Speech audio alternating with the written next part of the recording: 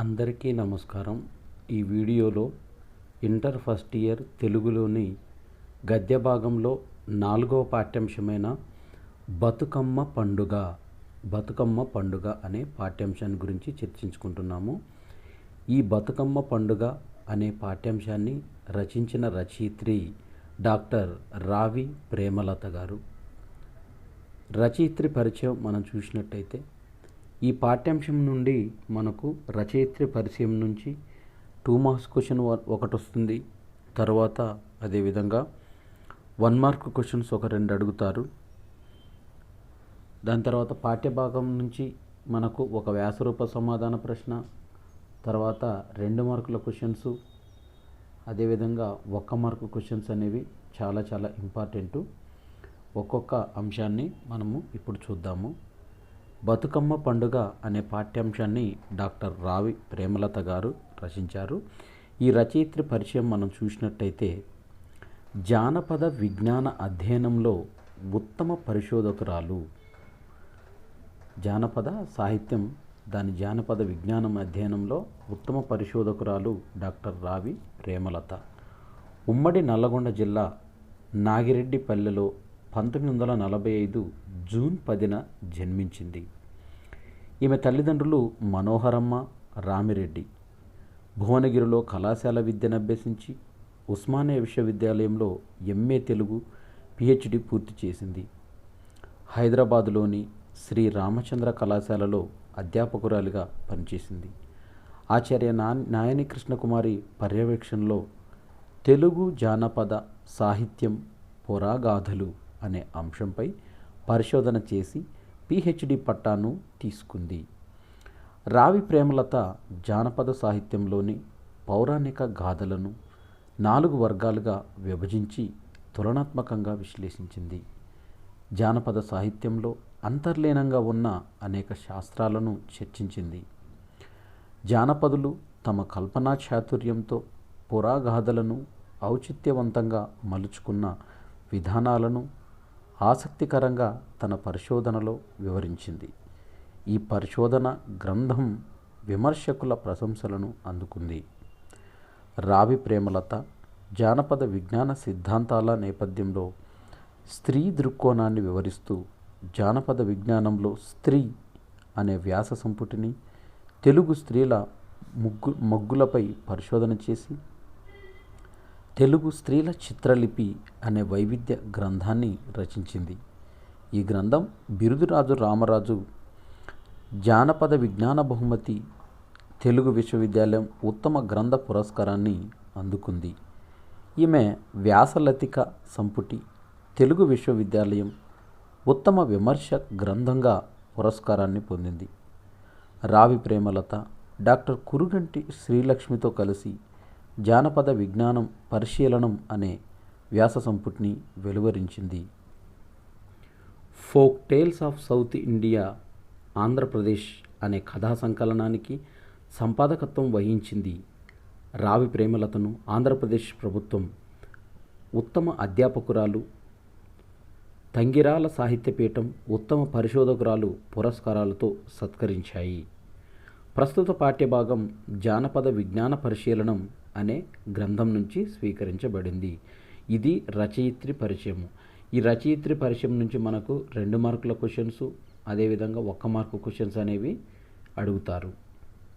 తర్వాత ఈ పాఠ్యాంశంలో మనము పాఠ్యభాగాన్ని చర్చించుకున్న తర్వాత ఇదే వీడియోలో పాఠ్యభాగానికి సంబంధించిన వ్యాసరూప సమాధాన ప్రశ్నలు, 2 మార్కుల సమాధాన ప్రశ్నలు, 1 మార్కు సమాధాన ప్రశ్నలన్నీ కూడా ఈ వీడియోలోనే చర్చించుకుందాము. పాఠ్యభాగంలోకి వెళ్తే మనము తెలంగాణ జానపద స్త్రీల ఆచార సంప్రదాయాలతో ఆనందోత్సాహాలతో విల్లివిరిసే బతుకమ్మ పండుగ పూల పండుగ, ఫ్లవర్ ఫెస్టివల్.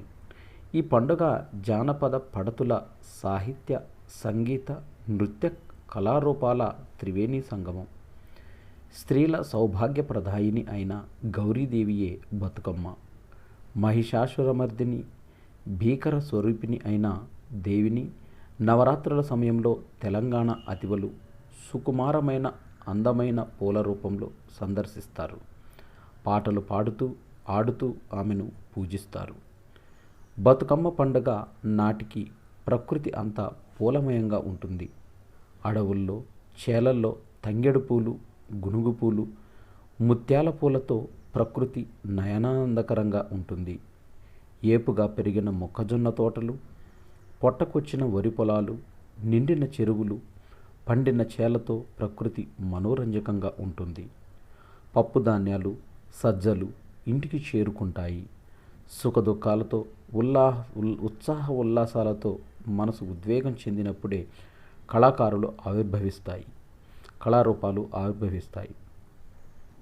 ప్రకృతి అందానికి, పంటల సమృద్ధికి ఉల్లాసం చెంది పల్లెపడుతులు తమ మనోభావాలను పాటల ద్వారా వెల్లడిస్తూ, సంతోషాన్ని నాట్యం ద్వారా ప్రదర్శిస్తూ, పరవశత్వాన్ని సంగీతంలో ప్రకటిస్తూ బతుకమ్మ పండుగను జరుపుకుంటారు. స్త్రీల సౌందర్యారాధనం, అలంకరణా నైపుణ్యం, కళాత్మక దృష్టి పూల బతుకమ్మను పేర్చడంలో ప్రదర్శితమవుతుంది. మహాలయ అమావాస్య నాడు ఎంగిలి బతుకమ్మను పేర్చడంతో బతుకమ్మ పండగ ఆరంభమై మహార్నమి వరకు జరుగుతుంది. మొదట 8 రోజులు బతుకమ్మను చిన్నగా పేరుస్తారు. 9వ రోజు పండుగ పెద్ద పండుగ సద్దుల బతుకమ్మ. సాధారణంగా మగవారు కానీ పిల్లలు కానీ పూలను సేకరించుకొని వస్తారు. పూలల్లో తంగెడు పూలకు అగ్రస్థానం. ముత్తైదువులు తెల్లవారుజామునే అభ్యంగన స్నానం తర్వాత అలికి ముగ్గులేసి లోగిళ్లలో చాపపైన సేకరించిన పూలను సమకూర్చుకుంటారు.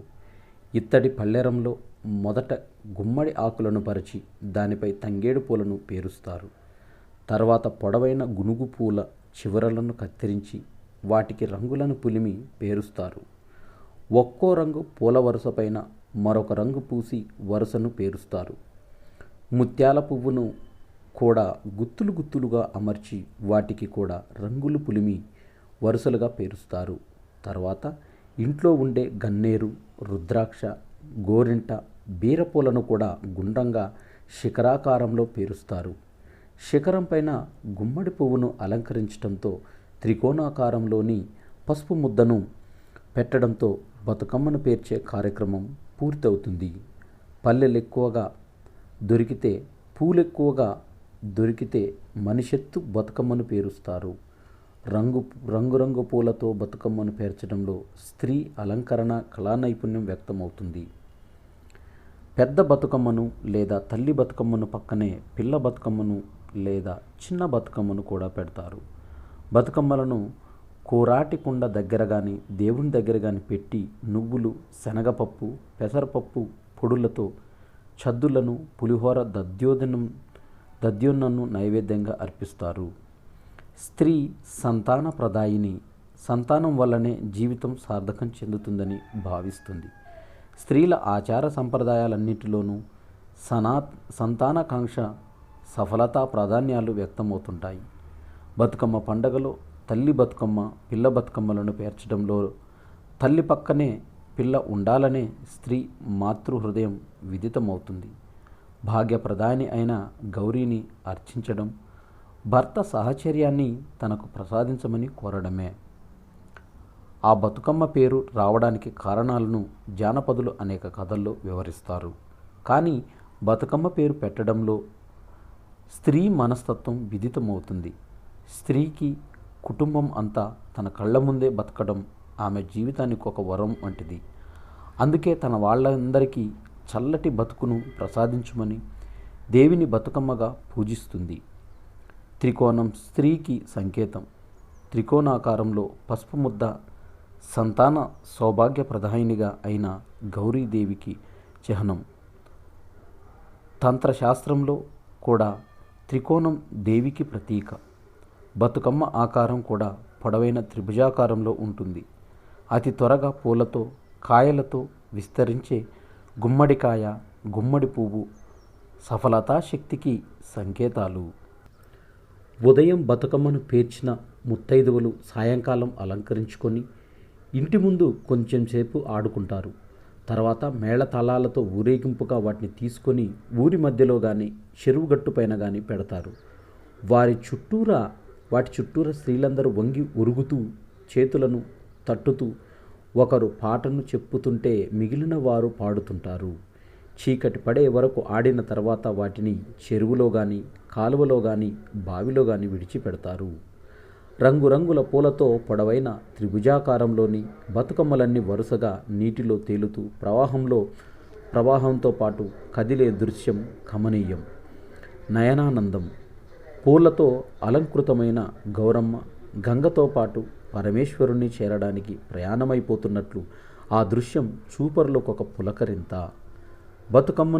బతుకమ్మకు వీడుకోలు చెబుతూ జానపదులు నిద్రపో గౌరమ్మ నిద్రపోవమ్మ, నిద్రకు నూరేండ్లు నీకు వెయ్యేండ్లు, నిన్ను గన్న తల్లికి నిండ నూరేండ్లు అని పాడుతుంటారు.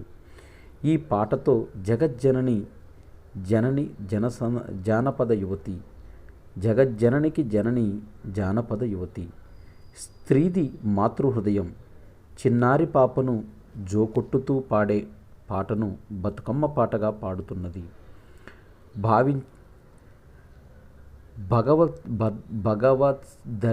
భగవద్శక్తిని పసిపాపగా భావించి లాలించే అదృష్టం స్త్రీకే ఉంది.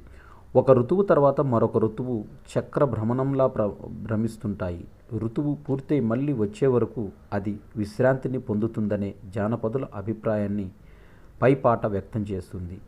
ప్రకృతి నుండి సేకరించిన పూలను మళ్ళీ ప్రకృతికే సమర్పించుకోవడం బతుకమ్మను నీటిలో విడిచిపెట్టడంలో అంతర్యం కావచ్చు. ప్రకృతిలోని నీరు మానవునికి ప్రాణాధారం. నీటికి తనను చేరిన వాటిని శుభ్రపరిచే శక్తి, లీనం చేసుకునే శక్తి ఉంది. అందుకే కాబోలు మట్టితో చేసిన వినాయక విగ్రహాలు, దేవి విగ్రహాలు నీటిలోనే లీనమవుతుంటాయి. బతుకమ్మకు వీడ్కోలు పలికిన పడతులు తెచ్చుకున్న సద్దుల్ని ఒకరికొకరు పంచుకుంటారు. ఇంటికి తిరిగి వస్తారు. పల్లె స్త్రీలందరూ సమిష్టిగా ఆడడం, పాడడం, ఫలాహారాలను అందిపుచ్చుకోవడం సమైక్యతకు దోహద కారకాలు అవుతాయి. ఒడిదుడుకులు లేకుండా ఒకే గతిని అనుసరిస్తూ ఒకే రీతిగా కంఠాన్ని ధ్వనింపజేస్తూ సంతోషం, విచారం, సుఖదుఖ భావాలను ప్రదర్శించడమే నర్తన విద్య. ఈ లక్షణాలన్నీ బతుకమ్మ ఆటకు అన్వయిస్తాయి. ఒడిదుడుకులు లేని జానపద స్త్రీల అడుగుల కదలికకు అనుగుణమైన పాట. వీటిని అనుసరిస్తూ చప్పట్లు బతుకమ్మ ఆటలో ఉంటాయి. స్త్రీలు ఒకే రీతి కంఠస్వరంతో తమ తమ జీవితాల్లోని అనుభవాలను, అనుభూతులను పాటల్లో వర్ణిస్తుంటారు. నాట్యంలోని భావం, తాళం, పల్లవి బతుకమ్మ ఆటలో ద్యోతకమవుతాయి. పాటలో స్త్రీల మనోభావాలతో చందమామ వలలో ఉయ్యాలో అనే పాట చివరి పల్లవులతో చప్పట్లనే తాళాలలో రూపొందించిన బతుకమ్మ ఆట లాస్య నృత్యమే. లాస్య నృత్యాన్ని ఆరంభించిన దేవియే బతుకమ్మ. ఆమె పండుగే బతుకమ్మ పండుగ. తెలంగాణలో స్త్రీలు గౌరీదేవిని పూల బతుకమ్మను మధ్యలో పెట్టుకొని కొమ్మల కదలిక వలె, అంశల నడక వలె, గడ్డి పరకల ఊగులాట వలె, గాలికి ఊగే ధాన్యపు కంకుల వలె బతుకమ్మ ఆటను ఆడుతుంటారు. ప్రకృతిని అనుకరిస్తూ పార్వతిని పూజించటం వల్ల బతుకమ్మ ఆట ఇహలోకాన్ని, పరలోకాన్ని సమన్వయపరుస్తుందని ఊహింపవచ్చు. జానపదుల జీవిత విధానాలే వారి కళ్ళలో ప్రతిబింబిస్తుంటాయి. అగ్రవర్ణ స్త్రీల బతుకమ్మ ఆట నెమ్మదిగా, సాఫీగా సాగుతుంది. శ్రామిక కులాల స్త్రీల బతుకమ్మ ఆటలోనూ, పాటలోనూ వేగం అధికంగా కనబడుతుంది. వారు అడుగులను వేగంగా వేస్తారు, 2 సార్లు వంగుతారు, 2 సార్లు చప్పట్లు కొడతారు. 2 సార్లు వలయాకారంలో స్త్రీలందరూ ఒకేసారి వంగడం వల్ల, లేవడం వల్ల పువ్వు విరుచుకున్నట్లు ఒక మనోహర దృశ్యం చూపరులకు గోచరిస్తుంది. పండుగ సందర్భంలో జానపద స్త్రీలు వలయాకారంగా తిరుగుతూ నాట్యం చేయడం తెలంగాణలోనే కాక ఇతర ప్రాంతాల్లో కూడా ఉంది. ఆంధ్ర ప్రాంతంలో సంక్రాంతి పండుగ సందర్భంలో బాలికలు గొబ్బెమ్మలపై గుమ్మడి పూలను పెట్టి పసుపు కుంకుమలతో అలంకరించి వాటి చుట్టూరా చేతులు తట్టుతూ పాటలు పాడుతూ వలయాకారంగా తిరుగుతుంటారు. బతుకమ్మతో పాటు ఎర్రమట్టి ముద్దను త్రిభుజాకారంగా రూపొందించి దానిపై వెంపలి చెట్టు కొమ్మను పెట్టి పసుపు కుంకుమాలతో పూలతో పూజిస్తారు. దీన్ని కూడా నీటిలో నిమజ్జనం చేస్తారు. బతుకమ్మకు పూర్వరంగమైన బొడ్డెమ్మ ఆట, వినాయక చవితి నాటి నుండి ప్రారంభమై మహాలయ అమావాస్య నాటికి పూర్తి అవుతుంది. బొడ్డెమ్మ ఆటలో ఎర్రమట్టి ముద్దను త్రిభుజాకారంగా రూపొందించి దానిపైన వెంపల చెట్టు కొమ్మను పెట్టి పసుపు కుంకుమలతో పూజించి సాయంత్రం బాలికలందరూ వలయాకారంగా తిరుగుతూ పాడుతారు. అమావాస్య నాడు నీటిలో నిమజ్జనం చేస్తారు. తెల్లవారి నుండి బతుకమ్మ ఆట మొదలవుతుంది.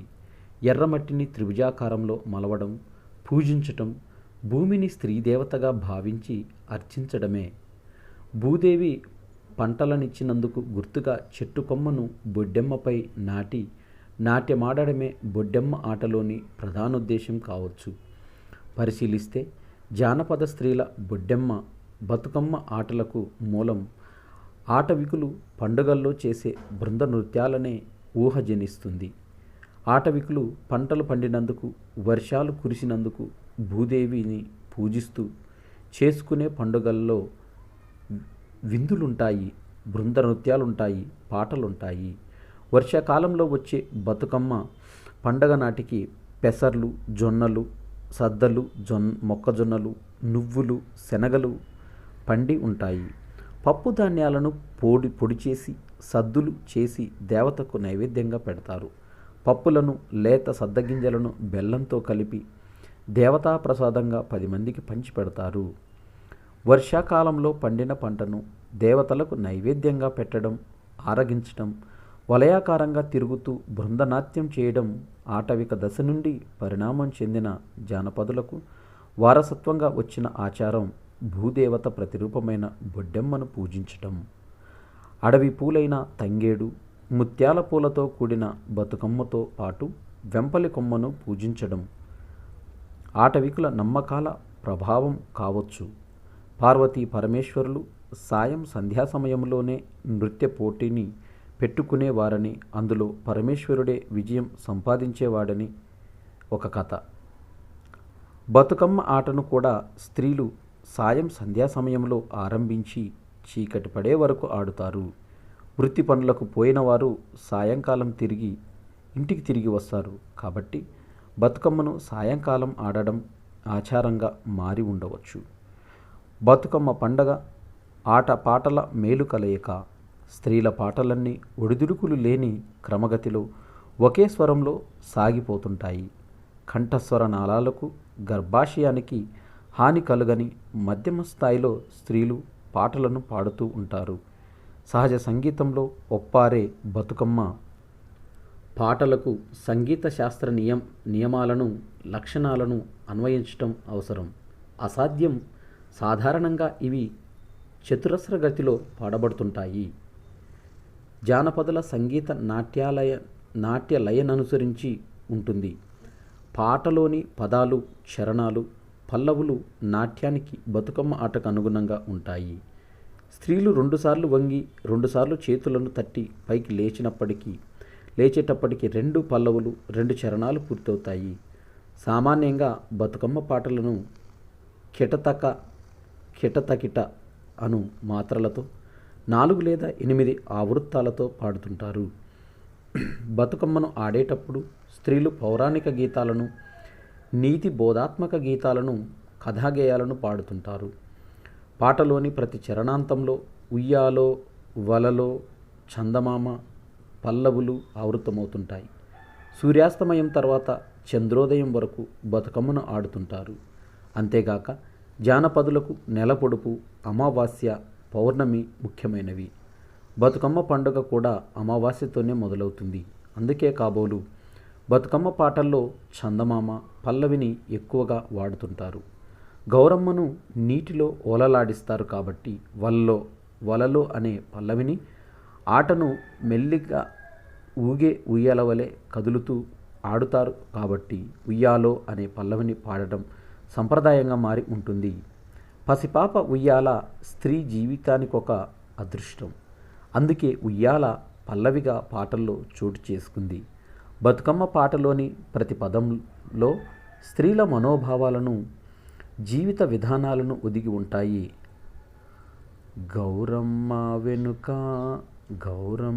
వెనుకను ఉయ్యాలో, గౌరీశ్వరుడు ఉయ్యాలో, భక్తులు పాలించ ఉయ్యాలో, వచ్చిరి సతిగుడి ఉయ్యాలో, పురాణ దంపతులు ఉయ్యాలో, బోధించిరిట్లు ఉయ్యాలో, సతులారా మీరు ఉయ్యాలో, సద్బోధలనినరండి ఉయ్యాలో, పతిభక్తియు మీకు ఉయ్యాలో, బంగారి గొలుసులు ఉయ్యాలో, అత్తమామల సేవ ఉయ్యాలో, అందెలు గాజులు ఉయ్యాలో, కష్టములొర్చుటే ఉయ్యాలో, కనకల సాకట్లు ఉయ్యాలో, దేశాభిమానంబు ఉయ్యాలో, దండ కడియాలు ఉయ్యాలో,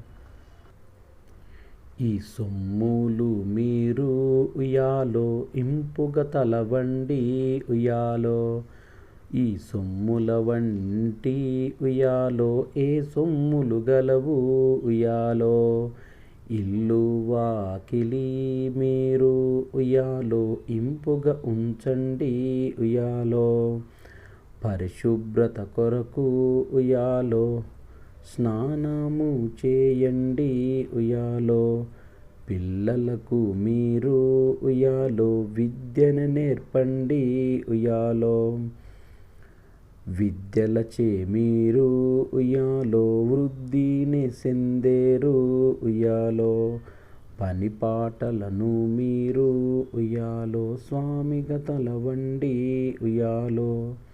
అంటే గేయాంతంలో పనిలోనే పరమాత్మను దర్శించమనే బోధ స్త్రీల శ్రమైక జీవితానికి ఒక ప్రతిదర్పణం.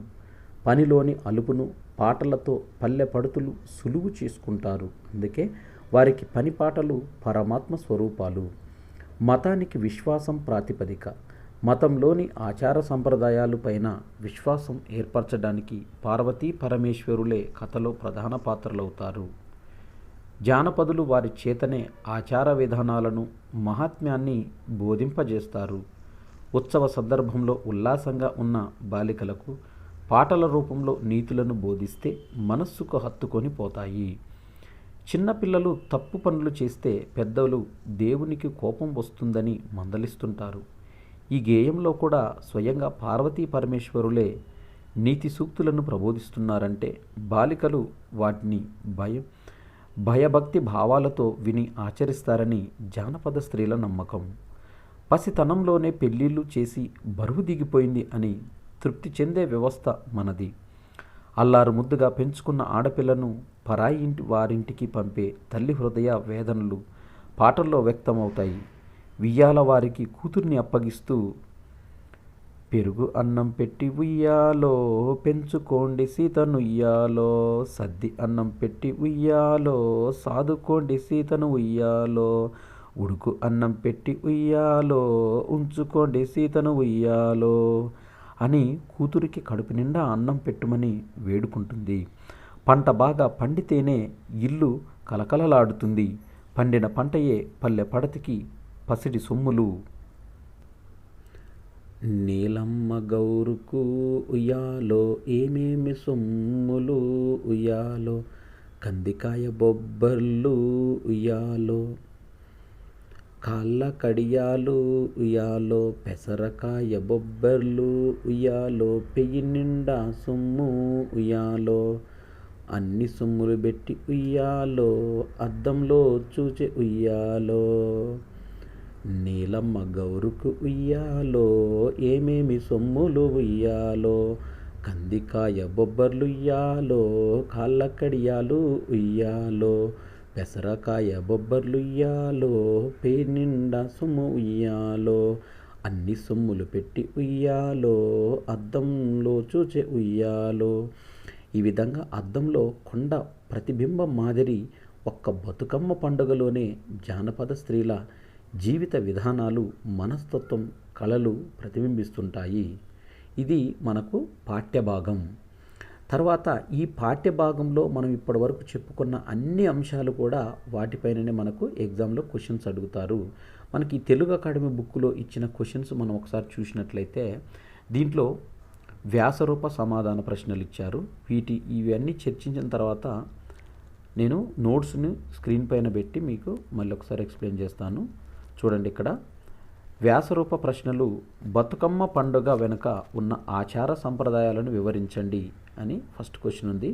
తర్వాత బతుకమ్మ పండుగలోని సంగీతం, సాహిత్య కళాంశాలను తెలపండి. తర్వాత సంగ్రహ రూప ప్రశ్నలు, ఇవి 2 మార్క్స్ క్వశ్చన్స్. రావి ప్రేమలత రచనలు తెలపండి. ఇక్కడ రచయిత్రి గురించి అడిగాడు. బతుకమ్మను పేర్చే విధానం వర్ణించండి. బొడ్డెమ్మ ఆట గురించి రాయండి. బతుకమ్మ పాటలో విశేషాలు ఏమిటి అంటే 2 మార్క్స్ క్వశ్చన్లో మనకు రచయిత్రి గురించి అడుగుతున్నారు. తర్వాత 1 మార్క్ క్వశ్చన్స్ చూసినట్టయితే దీంట్లో రావి ప్రేమలత PhD పరిశోధనాంశం పేరేమిటి? ఇది మనకు రచయిత్రి పరిచయం గురించి అడిగాడు. తర్వాత తెలుగు స్త్రీల ముగ్గులపై రావి ప్రేమలత రాసిన గ్రంథం ఏమిటి? గ్రంథం పేరేమిటి? ఇది కూడా రచయిత్రి పరిచయం. తర్వాత రావి ప్రేమలత వ్యాసలతిక గ్రంథానికి లభించిన పురస్కారం ఏది? బతుకమ్మ పండుగలో ఏ పూలకు అగ్రస్థానం ఇస్తారు? ఇక్కడ 3 క్వశ్చన్లు మనకి రచయిత్రి గురించి అడిగాడు. గుమ్మడి పువ్వు దేనికి సంకేతాలు? బతుకమ్మ పాటల్లోని పల్లవులు ఏవి? బతుకమ్మ పాటల్లో ఏవి ఒదిగి ఉంటాయి? పప్పు ధాన్యాలను పొడి చేసి పెట్టే నైవేద్యాన్ని ఏమంటారు? ఇవి మనకు ఉన్న ప్రశ్నలు. ఇప్పుడు ఈ పాఠ్యాంశానికి సంబంధించిన నోట్స్ను మీకు స్క్రీన్ పైన ఉంచి నేను ఎక్స్ప్లెయిన్ చేస్తుంటాను. మొదటి వ్యాసరూప సమాధాన ప్రశ్న ఇది చూసినట్టయితే బతుకమ్మ పండుగ వెనుక ఉన్న ఆచార సంప్రదాయాలను వివరించండి అని అడిగాడు. బతుకమ్మ పండుగ తెలంగాణ జానపద స్త్రీల ఆచార సంప్రదాయాలతో ఆనందోత్సవాలతో కూడి ఉంటుంది. స్త్రీలకు సౌభాగ్యాన్ని ఇచ్చే గౌరీదేవియే బతుకమ్మ. భయంకర స్వరూపం గల దేవిని నవరాత్రులలో తెలంగాణ స్త్రీలు పువ్వుల రూపంలో దర్శిస్తారు. స్త్రీల సౌందర్యారాధనం బతుకమ్మను పేర్చడంలో కనబడుతుంది. మహాలయ అమావాస్య రోజున ఎంగిలి బతుకమ్మను పేర్చడంతో ఈ బతుకమ్మ పండుగ మొదలై మహానవమి వరకు జరుగుతుంది. బతుకమ్మ పండుగలలో తల్లి బతుకమ్మ, పిల్ల బతుకమ్మలను పేర్చడంలో తల్లి పక్కనే పిల్ల ఉండాలనే స్త్రీ మాతృహృదయం తెలుస్తుంది. భాగ్యాన్ని ఇచ్చే గౌరీని పూజించడం భర్త యొక్క సహచర్యాన్ని తనకు ప్రసాదించమని కోరడమే. స్త్రీకి కుటుంబం అంతా తన కళ్ళ ముందే బతకడం ఆమె జీవితానికి అది ఒక వరం వంటిది. అందుకే తన వారందరికీ చల్లటి బతుకును ప్రసాదించమని స్త్రీలు దేవిని బతుకమ్మగా పూజిస్తారు. త్రికోణాకారంలో పసుపు ముద్ద సంతాన సౌభాగ్యాలను ఇచ్చే గౌరీదేవికి చిహ్నం. త్రికోణం దేవికి ప్రతీక. అతి త్వరగా పూలతో కాయలతో విస్తరించే గుమ్మడికాయ, గుమ్మడి పువ్వు సఫలతా శక్తికి సంకేతాలు. బతుకమ్మకు వీడ్కోలు చెప్పే పాటలో గౌరమ్మకు తల్లి జానపద యువతి, స్త్రీది తల్లి హృదయం. చిన్నారి పాపను జోకొడుతూ పాడే పాటను బతుకమ్మ పాటగా ఆమె పాడుతుంది.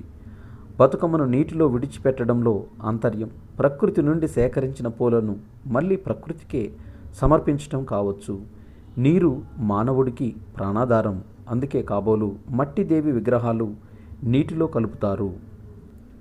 ప్రకృతిని అనుకరిస్తూ పార్వతిని పూజించడం వల్ల బతుకమ్మ ఆట ఇహపర లోకాలను సమన్వయపరుస్తుందని ఊహించాలి. వర్షాకాలంలో పండిన పంటను దేవతలకు నైవేద్యంగా పెట్టడం, గుండ్రంగా తిరుగుతూ బృందనాట్యం చేయడం ఆటవిక దశ నుంచి పరిణామం చెంది జానపదులకు వారసత్వంగా వచ్చిన ఆచారం.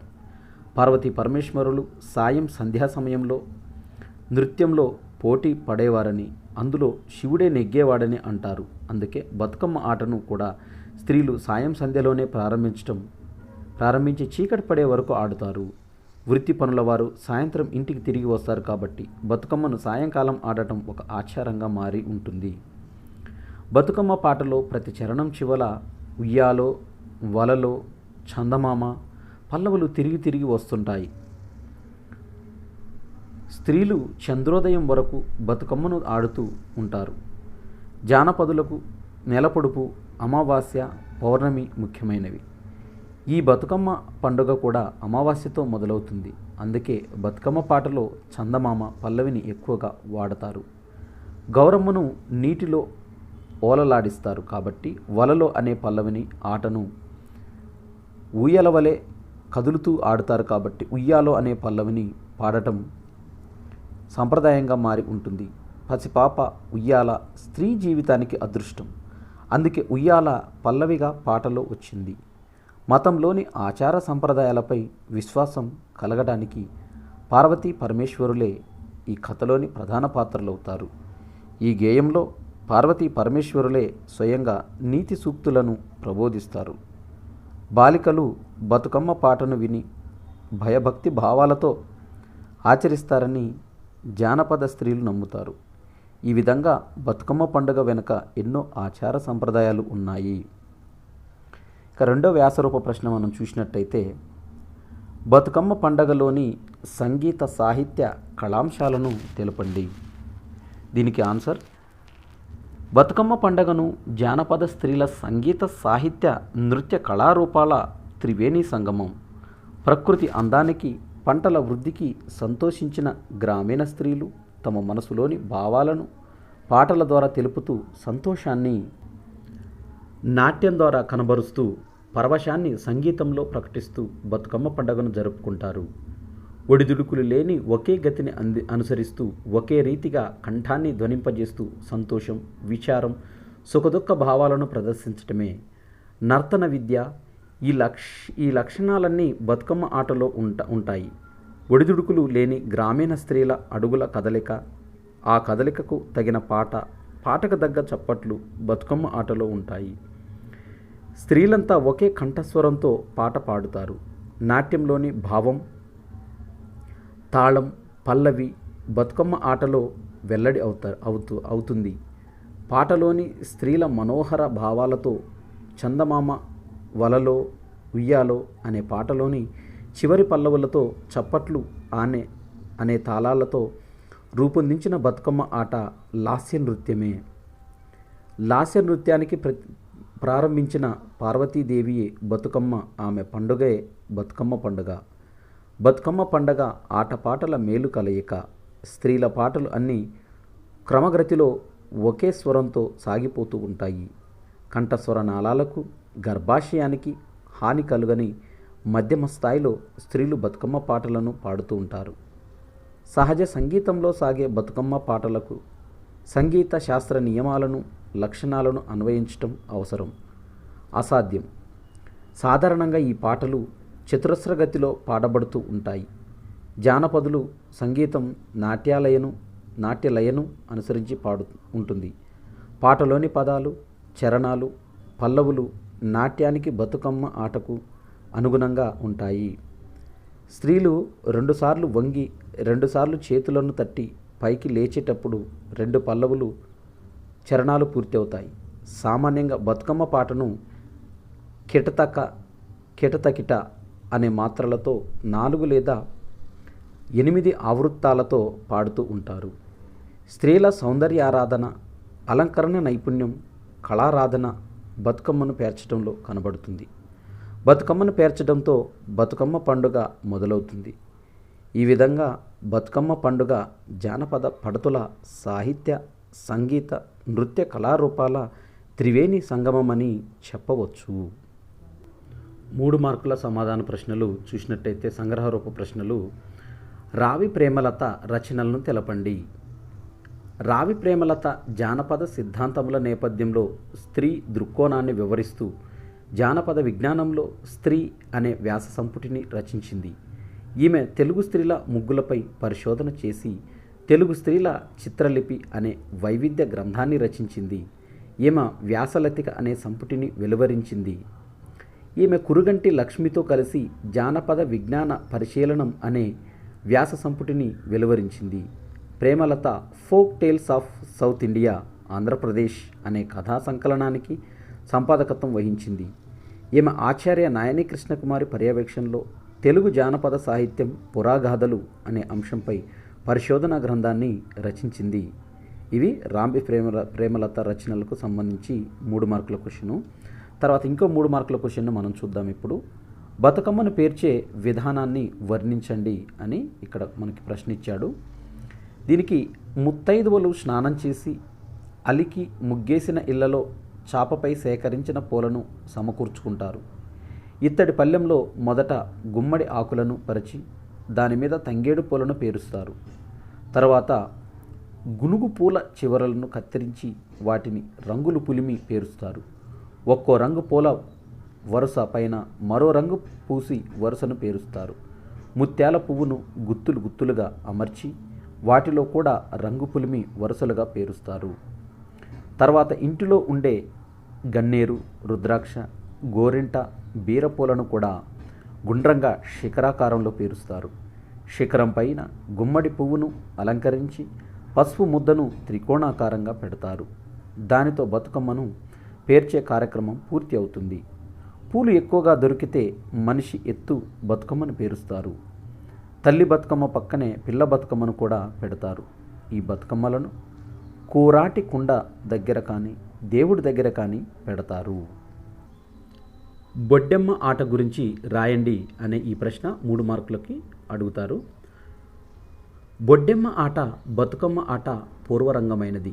బొడ్డెమ్మ ఆట వినాయక చవితి నాటి నుండి ప్రారంభమై మహాలయ అమావాస్య నాటికి పూర్తి అవుతుంది. ఈ ఆటలో ఎర్రమట్టి ముద్దను త్రిభుజాకారంగా ఏర్పరిచి దానిపైన వెంపల చెట్టు కొమ్మను పెట్టి పసుపు కుంకుమతో పూజిస్తారు. సాయంత్రం బాలికలందరూ వలయాకారంగా తిరుగుతూ పాడతారు. అమావాస్య నాడు బొడ్డెమ్మను నీటిలో నిమజ్జనం చేస్తారు. తెల్లవారంగానే బతుకమ్మ ఆట మొదలవుతుంది. ఈ బొడ్డెమ్మ ఆటలో ఎర్రమట్టిని త్రిభుజాకారంలో మలవడం, దానిని పూజించటం, భూమిని స్త్రీదేవతగా భావించి అర్చించడమే అవుతుంది. భూదేవి పంటలను ఇచ్చింది కాబట్టి చెట్టు కొమ్మను బొడ్డెమ్మపై నాటి నాట్యం చేయడమే ఈ ఆటలో ఉన్న ప్రధానమైన ఉద్దేశం కావచ్చు. బొడ్డెమ్మ ఆటకు మూలం ఆటవికులు పండుగల్లో చేసే బృంద నృత్యాలే అని ఊహ కదులుతుంది. తర్వాత మరొక 3 మార్కుల క్వశ్చన్ని మనం చూసినట్టయితే, బతుకమ్మ పాటలోని విశేషాలు ఏమిటి అని అడిగాడు. దీనికి బతుకమ్మ పాటలోని ప్రతి చరణం చివరలో ఉయ్యాలో, వలలో, చందమామ పల్లవులు ఆవృత్తమవుతూ ఉంటాయి. సూర్యుడు అస్తమించాక చంద్రుడు ఉదయించే వరకు బతుకమ్మను ఆడుతూ ఉంటారు.